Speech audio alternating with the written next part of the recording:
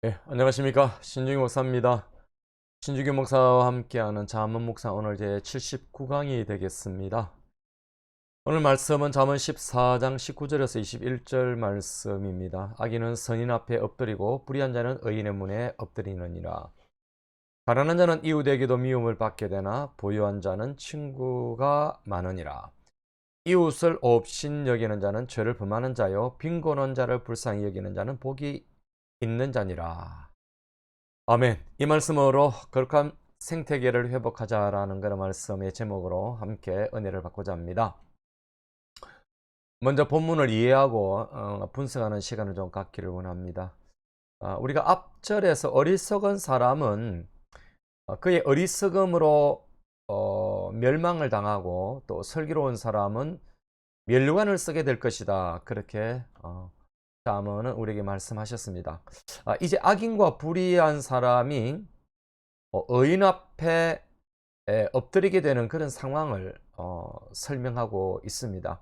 이 엎드린다라고 하는 말은 종으로서 주인을 섬기는 자세를 그렇게 의미합니다.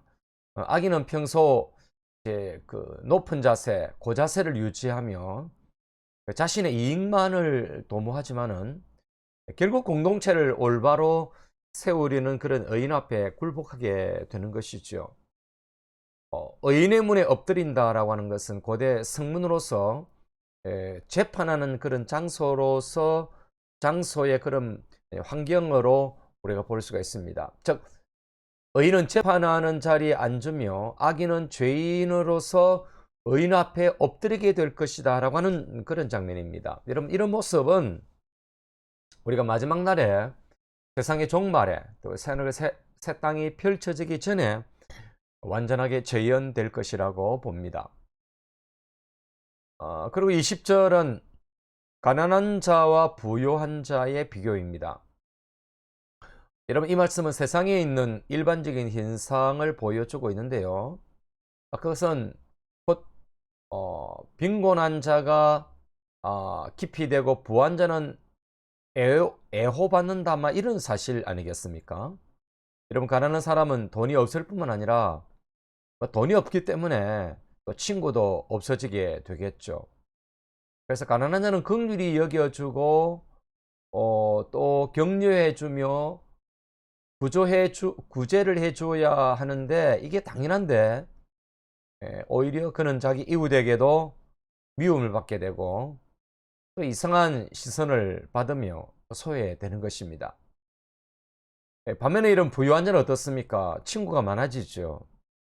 이런 사람들은 재물의 친구가 되려는 자들로서 그들에게서 무엇인가 얻어보려는 그런 바램으로 물론 친구인 척하고 다가오는 사람들이겠죠. 이처럼 부자에게는 나쁜 사람들에게도, 악의를 가진 사람들에게도 또 사랑을 받을 수 있는 것입니다. 여러분, 세상에는 이기심이나 이해다산의 조종을 받는 것을 제외하면은 우정이라 할 수 있는 게 사실은 그렇게 많지는 않습니다. 여러분, 21절은 멸시와 동정에 대한 권면이지요. 여러분, 여기에서 가난한 자에 대한 태도의 윤리적 차원이 있음을 보게 됩니다. 즉, 가난한 이웃을 업신여기면 죄가 되는 것이지요. 왜냐하면 가난한 사람도 하나님의 형상으로 지음을 받았고 또 율법으로 보호를 받아야 하는 그런 대상이기 때문에 그런 것입니다. 반면에 이런 빈곤한 자를 불쌍히 여기는 사람은 복이 있는 자다라고 그렇게 말합니다. 그는 하나님께 즐거움이 될 일을 행하고 있는 것이며, 그것은 자신이 후에 생각해 보아도 그게 흡족해 할 일이 되는 것이죠. 여러분, 그 일로 인해서 가난한 자의 허리가 그들을 복되다고 축복해 줄 것이고, 그 일은 의로운 자의 부활 시에 풍부하게 보상이 주어지는 것이겠죠. 자, 오늘 이 말씀으로 세 가지로 적용을 해보겠습니다. 첫째는 반전과 역전을 믿고 선하게 살자라고 하는 겁니다. 세상에서는 알 수 없는 역전들이 일어나지 않습니까? 주인이 종이 되고 종이 성공하여서 주인이 되는 그런 케이스가 있습니다. 특별히 악인들의 생태계에 의인들이 살아가는 그런 생태계 반전은 하나님의 손에서 일어나지 않겠습니까?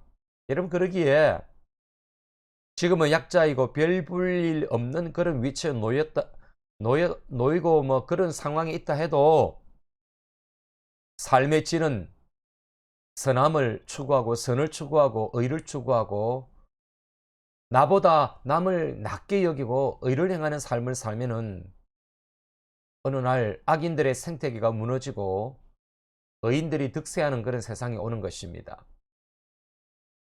마태복음 19장 30절의 말씀처럼 먼저 된 자가 나중되고 나중된 자가 먼저 될 수 있는 것은 바로 하나님의 나라의 공식 아니겠습니까?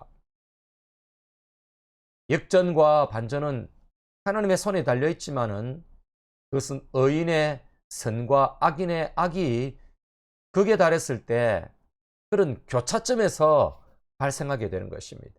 우리가 행할 일은 악에 대한 분노를 넘어서서 선을 향한 거룩한 열심이 우리 속에 있어야 되는 것입니다.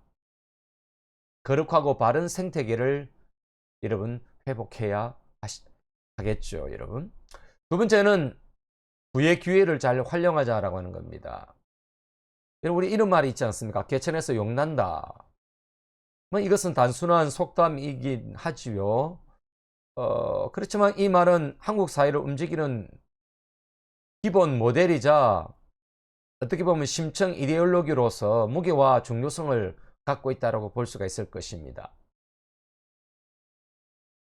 여러분, 개천에서 용나는 그런 모델은 신분 상승을 이룰 수 있는 어떻게 보면 코리안 드림의 토대이지만 동시에 사회적 신분 서열제와 같이 뭐 그런 것과 더불어서 억울하면 출세하라는 왜곡된 능력주의, 즉 갑질이라는 실천 방식을 갖고 있는 것입니다.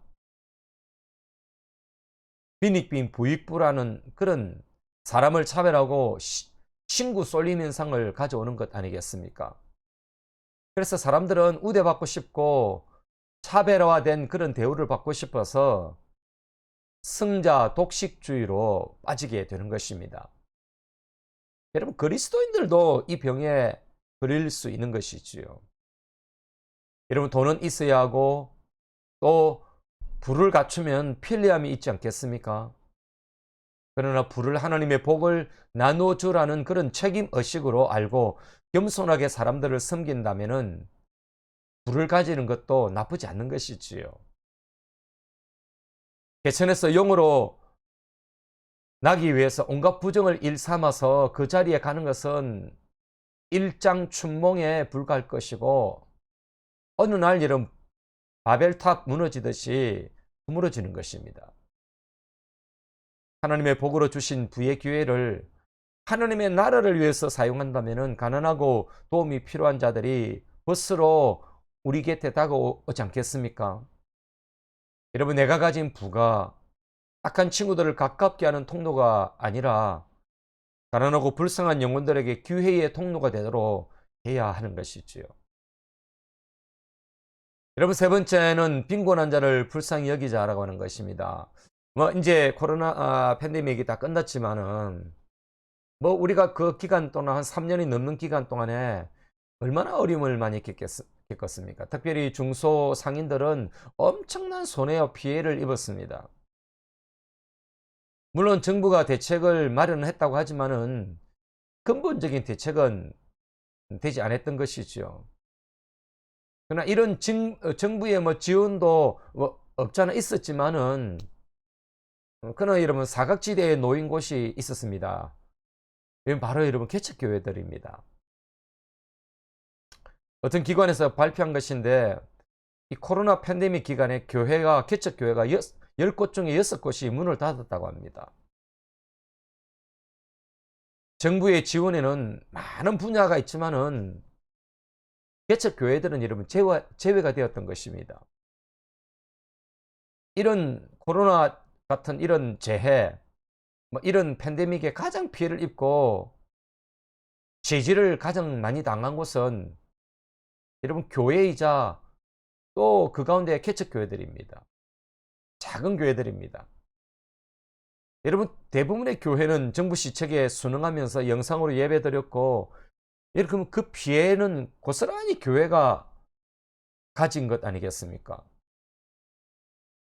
가끔 그런 모임에 가면은 목사님들이 그런 모임에 가면은 대형 교회를 다니면은 목사님이 뭐 그런 뭐 어려움을 토하긴 하지만은 개척교회 목사들은 또 더 어려운 것이 있죠. 어느 날 뭐 제가 잘 아는 목사님 중에 한 분이 대형 교회를 다니는 목사님이 제가 이 나이에 개척을 하다 보니까 이런 질문을 던졌어요. 뭐 친해서 목사님 개척교회 잘 됩니까? 이렇게 질문을 제게 던졌어요. 뭐 코로나 팬데믹 중간에 말이죠. 제가 그랬습니다. 요즘 이 코로나 팬데믹에 다들 어렵지 않습니까? 라고 그렇게 했더니 그분이 하시는 말씀이, 아니 그래도 성장해야죠. 막 그렇게 하는데, 사실 그분과 저는 굉장히 친한 사이입니다. 뭐 그분이 나를 무시했다라고 생각은 하지 않는데, 그런 의도는 아니겠지만은 뒷기분은 별로 좋지 않았습니다. 이런 부자들은 일용할 양식을 우리에게 달라고 기도하는 그런 자들의, 가난한 자들의 기도를 반드시 부자들은 기억해야 합니다. 가진 것을 나누는 것이 이름이 거룩히 여김을 받는 것입니다. 우리에게 일용할 양식을 달라고 할 때 여러분, 우리입니다. 우리 복수입니다. 공동체 책임이 있는 것입니다. 나는 배부릅니다. 나는 내일도 모레도 1년 뒤에도 먹을 것이 풍성합니다. 풍성한 부자입니다. 그러나 정말 가난한 일용할 양식이 있는 우리의 공동체에 멤버가 있을 수 있는 것입니다. 그래서 우리는 이 기도를 할 때마다 내가 배부름에 대한 감사가 아니라 우리 중에는 일용할 양식이 정말 필요한 사람이 있다는 걸 기억하고, 우리가 그 기도를 할 때에 흘러보내는 그런 마음의 결단이 있어야 그 기도가 온전한 주기도문이 되는 것입니다. 그렇게 해야만 그 다음에 이어지는 그 이름이 거룩히 여김을 받게 되는 것입니다. 그래야 여러분 뜻이 하늘에서 이루어지기를 바라는 그 전반의 기도가 이루어지는 것 아니겠습니까? 이런 부자는 가난한 자를 업신여기거나 무시하는 대신에 긍휼을 베풀어야 하는 것입니다. 여러분 그것이 복을 주신, 큰 물질의 복을 주신 하나님의 이유 아니겠습니까? 여러분 주기도문은 그저 예배의 끝무리에 끝마무리에 있는 그런 기도가 아닙니다. 여러분 주기도문 하나하나를 보십시오.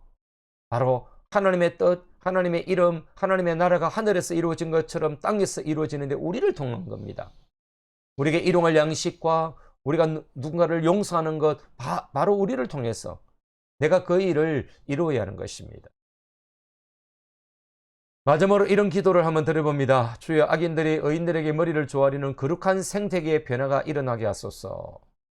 내게 주신 부가 나를 위해서 사용하라고 주신 것이 아니라 하나님의 손이 되길 바라는 것을 깨닫고 긍휼의 통로가 되게 하소서. 아멘. 이것이 여러분의 기도가 되길 바라고, 한 주간의 여러분의 삶이 거룩한 생태계를 만들어가는 여러분의 삶 되시기를 주님의 이름으로 축복합니다. 감사합니다.